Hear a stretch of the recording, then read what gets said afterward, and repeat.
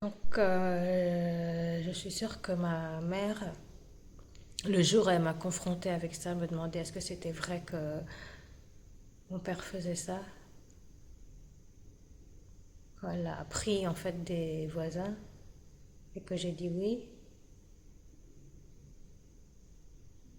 du coup, elle est sûrement allée confronter mon père et que lui dire aussi que moi j'avais confirmé, comme sûrement il avait nié, j'en suis sûre. Et donc, pour me punir, et surtout parce qu'il n'avait plus accès aux autres enfants, il est devenu de plus en plus cruel avec moi, à me donner des coups de doigts dans les fesses, sans faire entrer dans le trou, mais en tout cas sur les parties de derrière et devant, donner des coups très forts comme ça et me retenir de bouger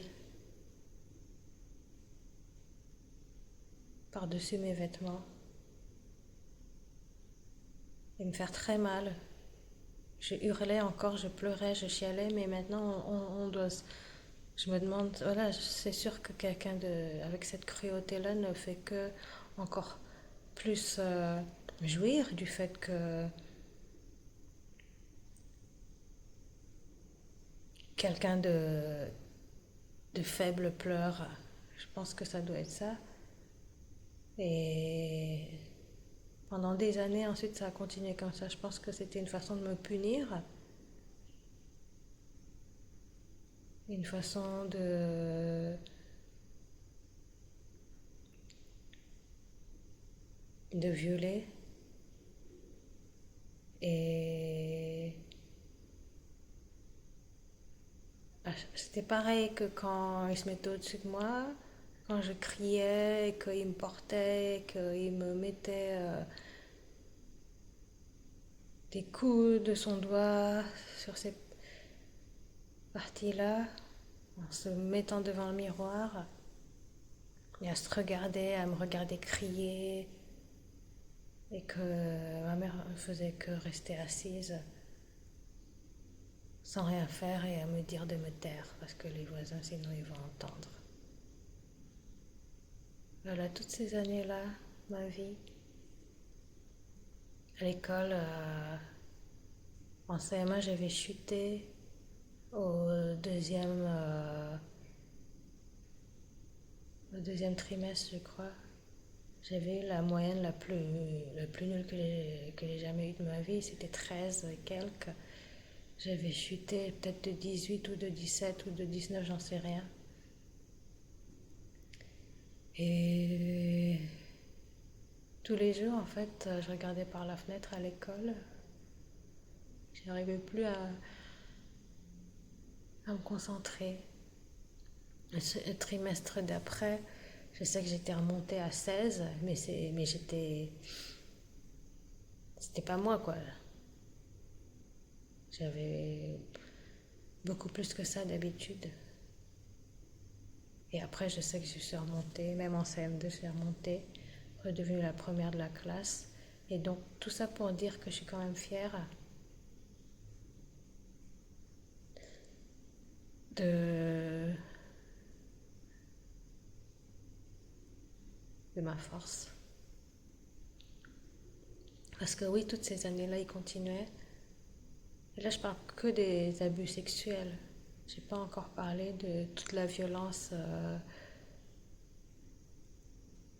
toutes les autres violences autour de ça, que ce soit sur moi ou ma mère ou mon frère.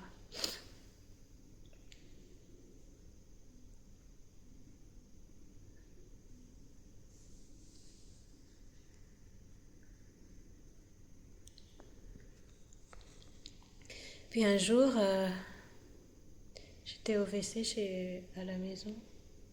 J'avais très mal, très très très très très mal quand je faisais pipi en fait.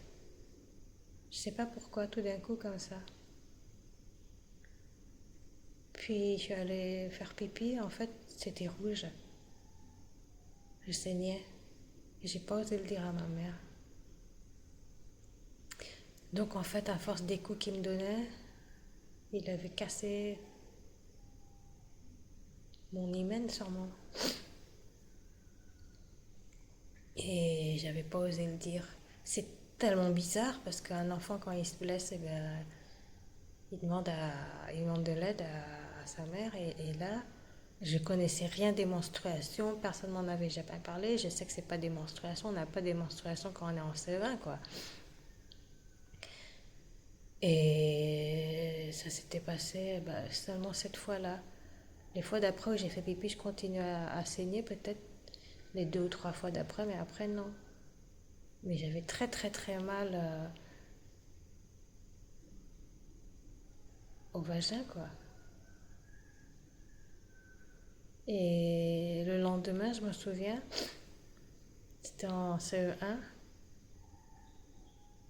donc après l'anniversaire au CP, après que plus personne voulait me côtoyer et que du coup les enfants venaient plus et mon père s'était vengé sur moi en gros et allait plus loin dans ses transgressions sexuelles, dans ses viols. Et donc le lendemain, je voulais faire pipi, mais j'en étais en classe. Et en fait, on n'avait pas le droit d'aller faire pipi sans demander la permission. Mais il faut lever le doigt pour demander la permission. Et si on lève le doigt, il faut attendre d'être interrogé pour dire qu'est-ce qu'on veut. Mais en fait, la maîtresse, elle était en train d'interroger la classe. Et il fallait lever le doigt pour répondre. Et moi, je levais le doigt. Mais elle ne m'interrogeait pas parce qu'en fait, elle avait l'habitude que je donne la bonne réponse. Elle avait l'habitude que je réponde. Elle avait l'habitude que ce soit moi qui réponde en premier. Et que les autres, en fait, surtout quand les autres aussi ne pouvaient pas répondre. Et donc là, ils ne voulaient pas m'interroger parce qu'ils voulaient que ce soit les autres qui réfléchissent.